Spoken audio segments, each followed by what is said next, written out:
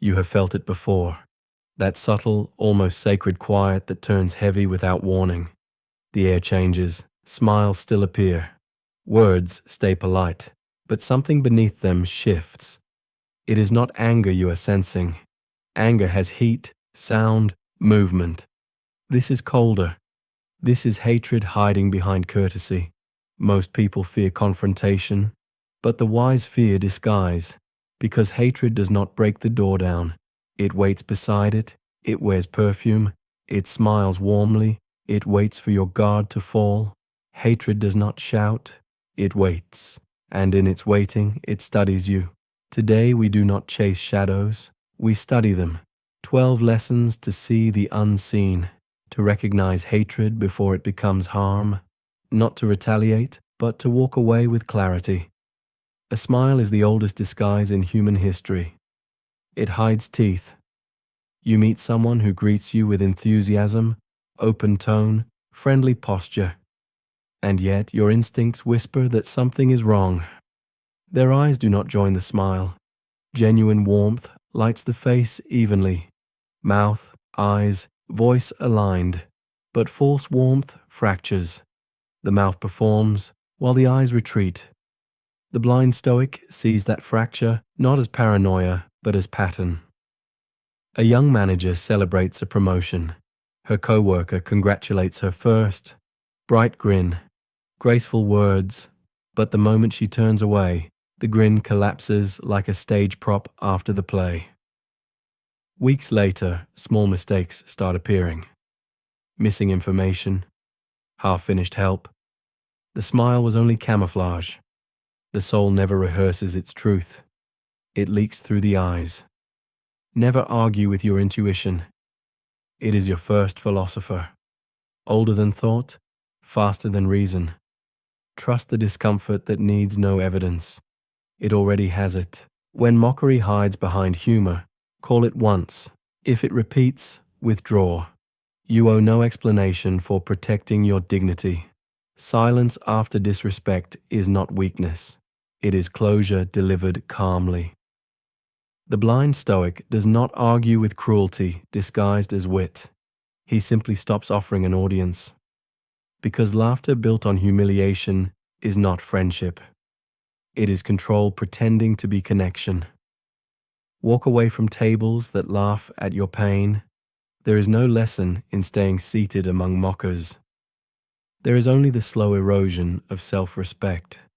Real humor heals. False humor hides harm. Know the difference and choose peace. You have felt it before. That subtle, almost sacred quiet that turns heavy without warning. The air changes, smiles still appear.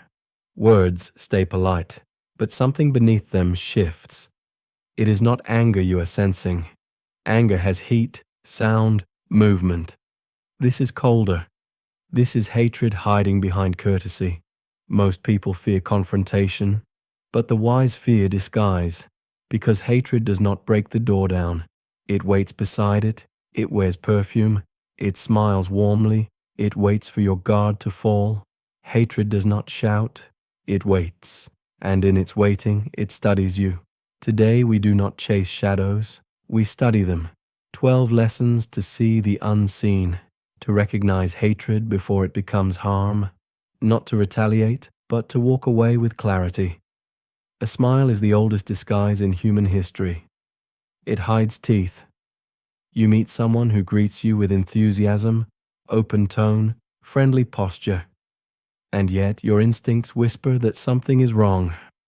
Their eyes do not join the smile. Genuine warmth lights the face evenly. Mouth, eyes, voice aligned, but false warmth fractures. The mouth performs, while the eyes retreat. The blind Stoic sees that fracture not as paranoia, but as pattern. A young manager celebrates a promotion. Her co-worker congratulates her first. Bright grin, graceful words, but the moment she turns away, the grin collapses like a stage prop after the play. Weeks later, small mistakes start appearing. Missing information, half-finished help. The smile was only camouflage. The soul never rehearses its truth. it leaks through the eyes. Never argue with your intuition. It is your first philosopher. Older than thought, faster than reason. Trust the discomfort that needs no evidence. It already has it. Not all knives cut skin. Some cut reputation, and the sharpest are often offered with a smile. There is a kind of hatred that does not attack directly. It offers help. It volunteers, assists, insists until something goes wrong. Not enough to expose intention, just enough to make you look careless. The blind Stoic knows this pattern. Once may be accident, twice is incompetence, thrice is strategy. A mistake repeated is no longer a mistake. It is a message. A designer works on a tight deadline. A colleague offers to help with data. On presentation day, one number is wrong.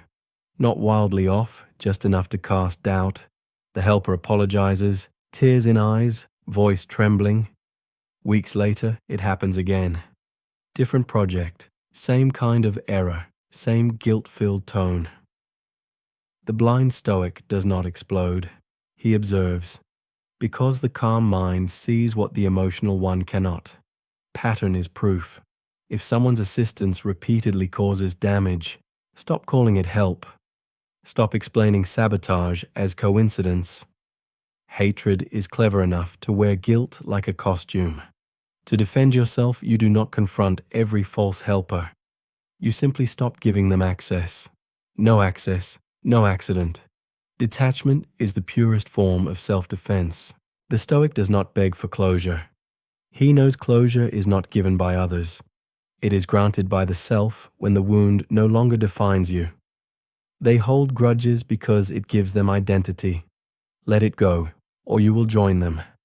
Hatred imprisons both the jailer and the judged. To forgive is not to free them. It is to free yourself from the echo of their resentment. When someone insists on living in the past, you do not visit them there. You move forward quietly. Their timeline is their choice. Yours is peace. There is a point where hatred drops its mask. No politeness, no pretense, only the quiet desire for you to disappear. Anger still wants you to change. Hatred wants you gone. It begins small, exclusion from plans, group silence, missed invitations. Then it grows into conversations where your name meets a pause, a subtle rearranging of space to erase your presence. The blind Stoic watches calmly. He does not chase belonging where the foundation is already cracked. Hatred has a single wish: to make you invisible. Leaving is not losing. It is reclaiming the ground beneath your peace. A woman marries into a tight family. One dinner disagreement turns into years of quiet exile. Trips planned without her, events moved when she cannot attend. When asked, the instigator simply says, "She does not fit." Hatred has no logic, only preference, and the Stoic never fights preference. He steps aside. Why beg entry into a room designed to wound? Why seek warmth from hands that prefer frost? The blind Stoic walks away not from defeat, but sovereignty. He leaves their world intact, choosing to build one where his peace cannot be voted on. You cannot be erased from a place you have outgrown. Modern hatred wears productivity as perfume. I would love to, but I'm just so busy. You hear it often. Not once, not twice, but as a rhythm. They have time for others. They post dinners, trips, gatherings, but every time you reach out, their calendar suddenly collapses. The blind Stoic does not chase the unavailable. He recognizes avoidance as a language, polite rejection written in time instead of words. Absence is an answer written without words. Two colleagues drift apart after a disagreement. One tries again and again. Text, call, coffee invite. The replies are always kind, always in the future. Soon, but soon becomes never. Then she sees the photos, gatherings that somehow never included her. That is when understanding replaces hurt. True Stoicism is not numbness. It is clarity. You stop asking why and start accepting what. They are not too busy. They are simply done participating in your story. And that realization frees you more than their friendship ever did. Rejection is not a verdict. It is redirection toward peace. Offering help to sabotage requires effort. But some are even more patient. They do not help at all. They simply watch you struggle. Chapter 6. The Watchers at the Shore. Some people do not push you under. They just watch you drown. They sit by as you struggle, calm and observant. They could help. They know the answer. They stay silent, not out of ignorance, but out of interest. To them, your pain is performance, your collapse, entertainment. A woman fights a failing project. Across the room sits a co-worker who solved this same issue before. He stays quiet, pretending to respect her independence. When someone asks him to help, he says, "I did not want to interfere." When she succeeds without him, he frowns, not smiles. Some do not push you down. They hold the lifeboat still. That is how hatred hides in silence, not by what it says, but by what it withholds. Indifference is the laziest cruelty. It costs nothing, yet it drains the soul of support. Remember who looked away. Remember who stayed seated. Never depend on them again. Those who enjoy your struggle will never celebrate your success. Learn to swim alone, not out of bitterness, but out of wisdom. Hatred rarely screams. Sometimes it jokes. You know this scene. Everyone laughing, and then your name becomes the punchline. The crowd joins in. You smile politely, even laugh along. Inside, something tightens. Later, when you show discomfort, the joker smirks. Relax, I was kidding. But the Stoic recognizes weaponized humor. Real friends protect your history. False ones perform it for entertainment. A man once failed publicly in business. Years later, he rebuilt. Yet one friend never missed a chance to remind him. Always just joking. At first, he tolerated it. Until one night, surrounded by new faces, the friend retold the entire failure as comedy. Everyone laughed. The man smiled. But inside, the friendship ended quietly. The tongue can kill softly. That is why it laughs first. The ones who believe lies easily were never meant to stay. You owe no defense to fleeting minds. Their quick judgment saves you time. Chapter 8. The Ledger of Grudges. Hatred has the best memory. It never forgets. You can apologize, change, evolve, grow, yet to them you remain the version that hurt them. Every new version of you is invisible. The blind Stoic calls this the Ledger of Grudges. It is the silent book they keep. Every slight recorded, every wound catalogued. They do not bring it up often, but when they do, it cuts clean. To remember forever is to bleed forever. Two siblings divided by one mistake years ago. One forgot a milestone. He apologized, made amends, showed change. The other forgave in words, but not in heart.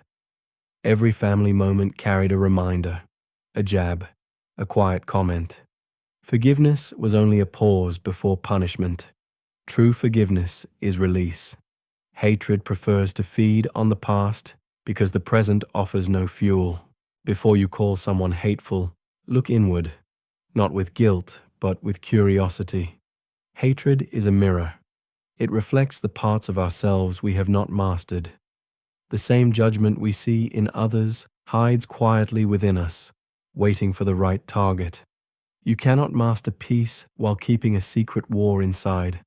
A man resents a confident colleague, her certainty, her calm, her strength. He tells himself she is arrogant. Later, he realizes he does not hate her confidence. He hates his lack of it. Her light only showed him his shadow. Hatred is projection, disguised as moral clarity. The mind tries to exile its own weakness by naming it in someone else. The Stoic practice is honesty without shame. When dislike rises, ask, what part of me does this person remind me of? The part I ignored or the part I denied? Every enemy is an unpaid teacher. Seeing yourself clearly dissolves the need to be seen by others. Their hatred becomes information, not injury. You cannot stop hatred from finding you, but you can decide what it powers. The blind Stoic does not wish for universal love. He wishes for inner strength. When you depend on approval, hatred controls you. When you depend on purpose, hatred becomes irrelevant. Every enemy is a map pointing toward mastery. A creator faces endless criticism. Every post, another insult. At first it hurts, then it humbles, then it hardens into focus. He stops reacting and starts refining. Each insult becomes data. Each dismissal becomes direction. Hatred becomes a mirror reflecting where ego once stood. The Stoic uses it as weight to build endurance. When people hate you, it means you made contact. Your existence disrupted their comfort. The wise do not shrink from that. They study it. A life without resistance builds no muscle of mind. Thank the hatred, not because it is fair, but because it is useful. Nothing frightens hate more than the one who grows from it.